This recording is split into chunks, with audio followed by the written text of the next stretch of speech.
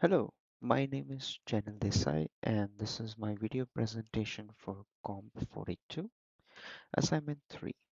I will demonstrate MedTrack, a role-based patient management system designed for hospital ward environments.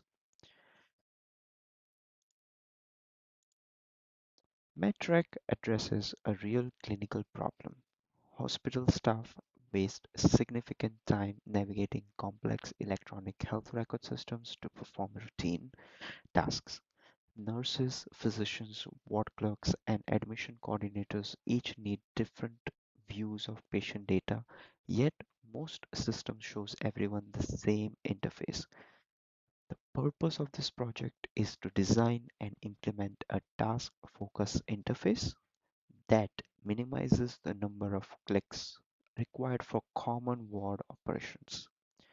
The system was developed iteratively through three prototype stages: low fidelity sketches, a medium fidelity storyboard, and finally this implemented Java prototype.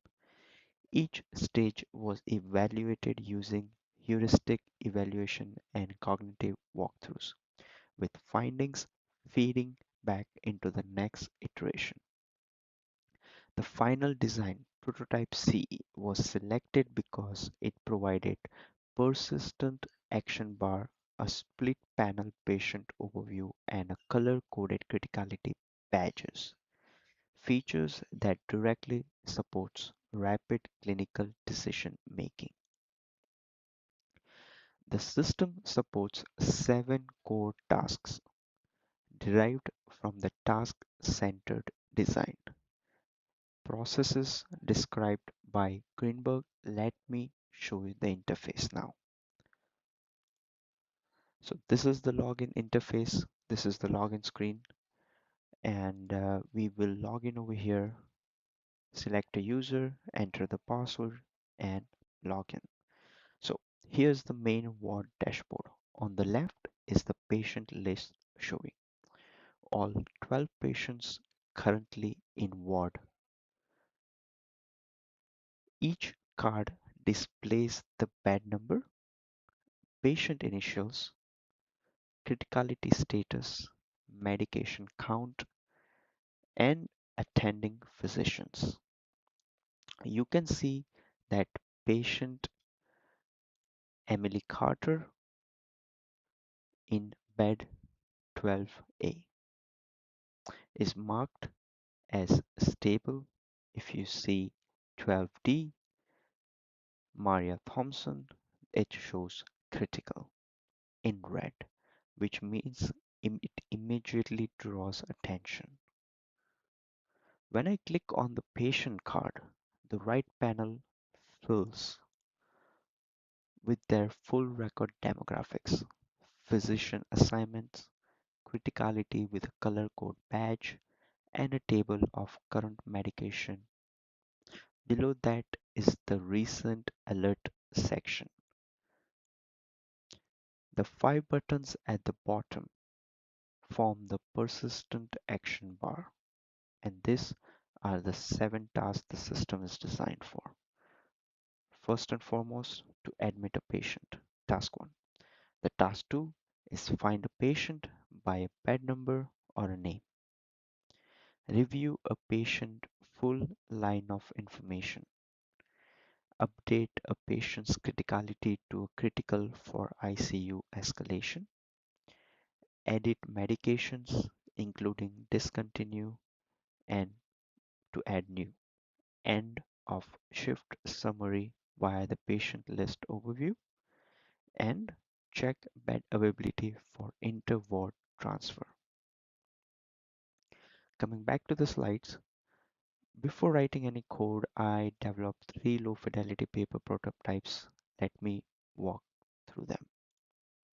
So this is the prototype a used tab based layout where each function had its own tab. This was simple but required switching tabs frequently during common workflows. For example, admitting a patient and then checking their medication would need 2 tab switches.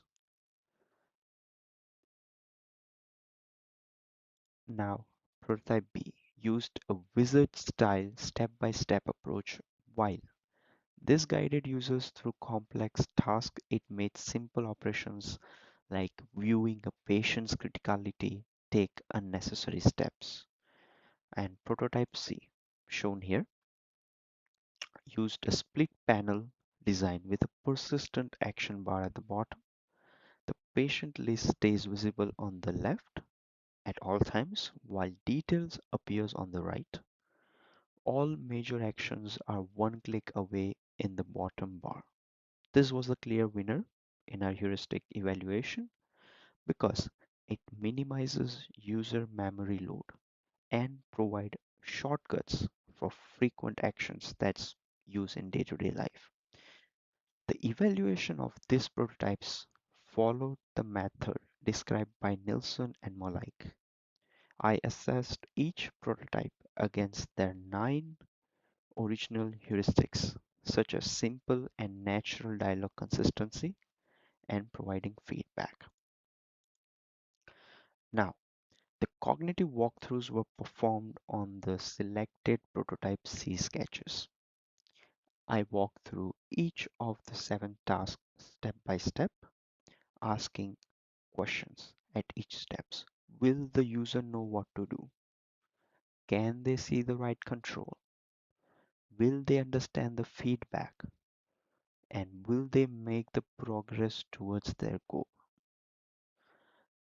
In this, there were several issues were identified during the walkthrough process.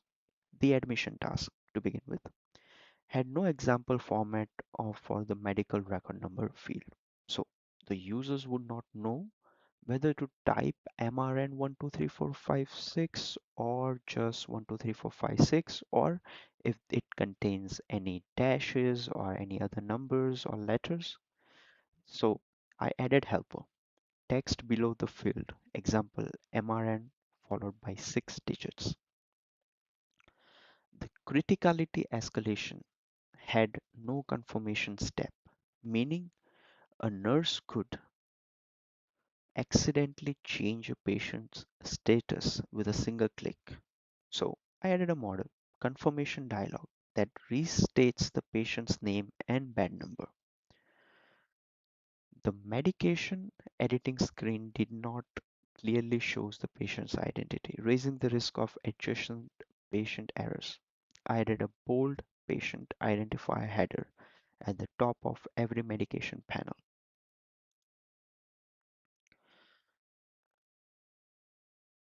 So the prototype is implemented in Java using Swing for the graphical interface.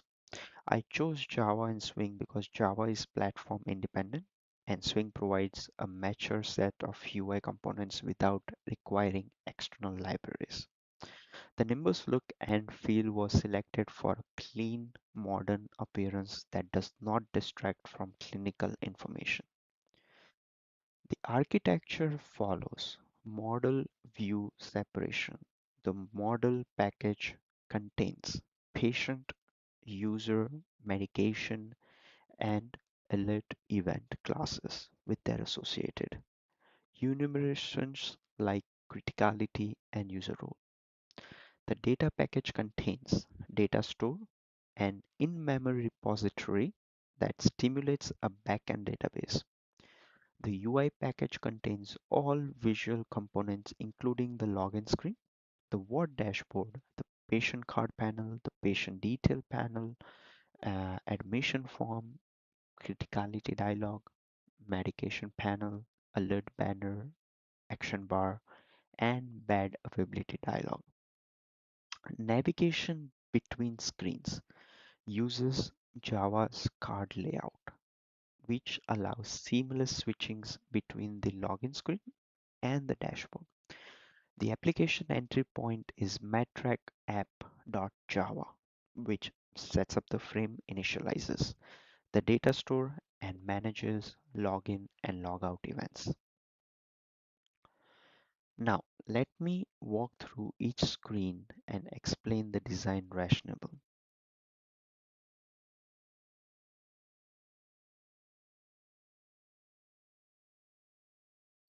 The login screen uses a drop-down selection instead of requiring users to remember usernames.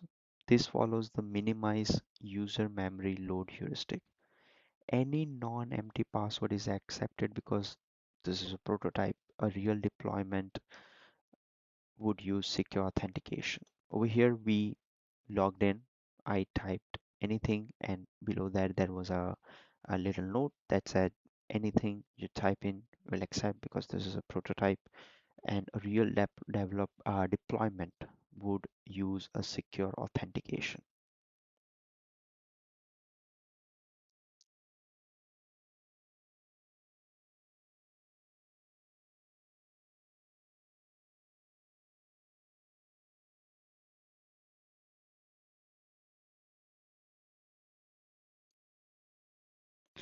Now, the word dashboard is the heart of the system. The header shows metric on the left and the current user's identity on the right. Providing clear context, the alert banner shows at the top a warning when any patient is critical. This patient list on the left uses a color-coded badges, green for stable, amber for monitoring, and red for critical, which follow the simple and natural dialogue heuristics by mapping clinical urgencies to the familiar color conventions. Now, the admission form addresses the walkthrough issues. The MRN field has a helper on the side, text showing an external example format. The initial criticality uses radio buttons rather than drop down, making all options visible simultaneously. The confirmation screen summarizes every field before finalizing, giving users chance to catch errors. The criticality escalation dialog is deliberately minimal. It shows the current status, radio buttons for the new level, and an optional reason field. After confirmation, an alert appears at the top of the dashboard and the patient card updates immediately.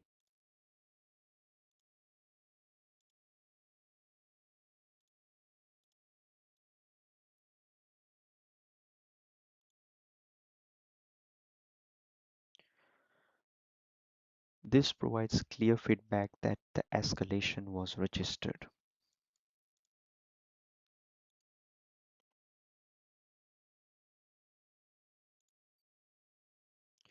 Now, the bed availability dialog shows occupancies across all wards, supporting inter-ward transfers without leaving the system. Every design decision traces back to 9 Nelson and more like heuristics. Color coding supports simple dialogue. The persistent action bar provides shortcuts, confirmation steps, prevents errors. The alert banner provides feedback, role-based views speak the user's language. Now, I conducted a heuristic evaluation of the final implemented system using Nielsen's and Molik's 9 heuristics. Three significant problems were identified. First, error prevention. The admission form does not validate date format or bed number format at the point of entry. The system relies on the confirmation screen to catch format errors. A future iteration should validate fields as the user types. Second, consistency and standards. The gender field uses a drop-down while the criticality field uses radio buttons. While there is a rational, gender has many options while criticality has exactly three. The inconsistency could confuse users. Standardizing to radio buttons for all fields with few options would improve consistency. Third, feedback.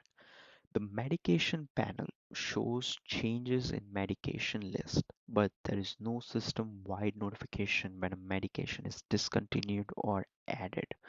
Only the patient card's medication counts updates silently. Adding a small confirmation banner for medication changes would improve user awareness. These findings, along with their severity ratings, are documented in the written report as well. In conclusion, the metric demonstrates a task-centered approach to interface design, starting from low-fidelity sketches through heuristic evaluations and cognitive walkthroughs to a working Java prototype. Every design decision was informed by established HCL principles. The seven core tasks are supported efficiently. The persistent action bar, color coded criticality badges, and confirmation dialogues together create an interface that is both fast to use and resistant to errors. Thank you for watching this presentation. The full report, source code, and this video link are included in the assignment submission. Thank you.